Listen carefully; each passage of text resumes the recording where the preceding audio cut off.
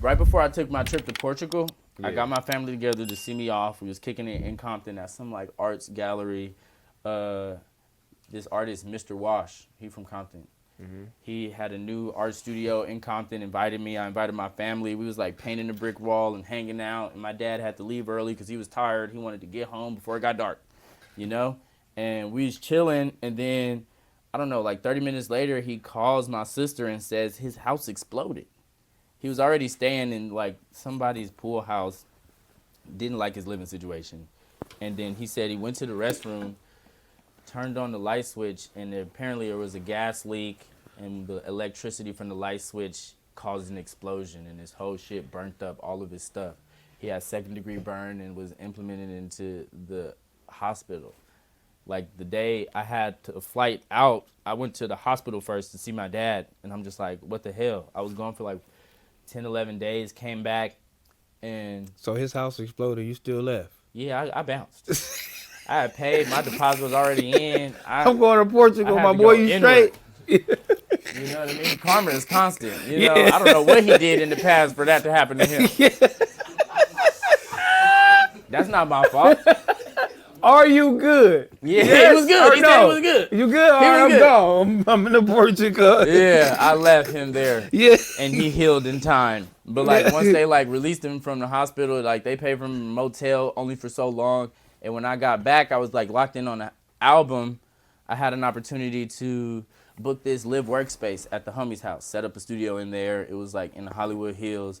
And I'm like, Dad, come stay with me. I'm making an album. I got a bed and a place for you to sleep, at least until you figure out a new place to live. Yeah. You know? And it was the most time I spent with my dad in a minute. And I just realized he's an alcoholic. And I have these addictive tendencies as well from him. So I'll be looking at myself like, damn, I'm just like this nigga for real.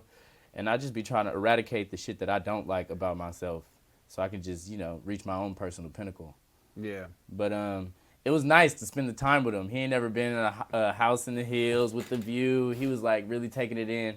And it was cool to give him that experience, you know what I mean? How did you figure he was an alcoholic? He was drinking all the time when he was there. You had this shit right in front of you in Hollywood Hills. Yeah. Like, this shit going, nigga. Nah. It's the music. Like, hold Like, on. I'm about to go to the stove. Come back with a pin. I'm He like, like- Dad, whatever you do not fall down these stairs. He like, Please. nigga, I was just a preacher. Yeah. Yeah, He man. happy to be alive, you know. And then Yeah. shortly after, my uncle died. His his little brother. brother. He was sad about that. So I'm over here like, I don't know. I'll be happy on purpose. Like, I don't allow things to penetrate my mood. You know what I Yeah. mean? I feel like I have, like, bubble wrap over my emotions. I compartmentalize really deep. And it's a gift and a curse. It's definitely a double-edged sword. But, you know what I mean? Did you get that from going through certain things when you were young, or that's just what you grew into? Yeah, I think I grew into it. I feel like oftentimes, you know, I find moments where I just, like, completely shut down and don't have nothing to offer emotionally. And it's just known and felt. I try to do it in isolation because, you know, nobody needs to see or feel that. But I recognize it's a thing once I tapped in with myself and realized how I be rather than paying attention to everybody else, you know? Trying to make everybody else happy and shit. But Yeah. I feel like that too about myself. But it's just, I mean, my emotions is just like dead. Yeah. Like I when it feel comes you. to like certain shit and shit, Yeah. you know what I mean? Like niggas die, but like damn, that nigga died. On God, it's a fact. It's Like- not a feeling. Like damn, bro, that's Yeah. fucked up. And then I go back to what I'm doing, but Because you alive. yeah, you know, and then it's be like, damn, should I treat that different? Like you know what I mean? Should I like you know what I mean? Like should I don't know. Should my emotion be different? Like, cause I'm There's looking at levels to, people like, you trying know- to lean on me, maybe. There's levels to empathy. Yeah. You know what I mean? But I be trying to just focus on what I can control. And if it's outside of my control, then I just release the worry aspect. So I'm not worried about stuff that's not in my control, you know? Because if I'm in control of something and then I fuck it up, I have me to blame and I'm cool with that. You know what I mean?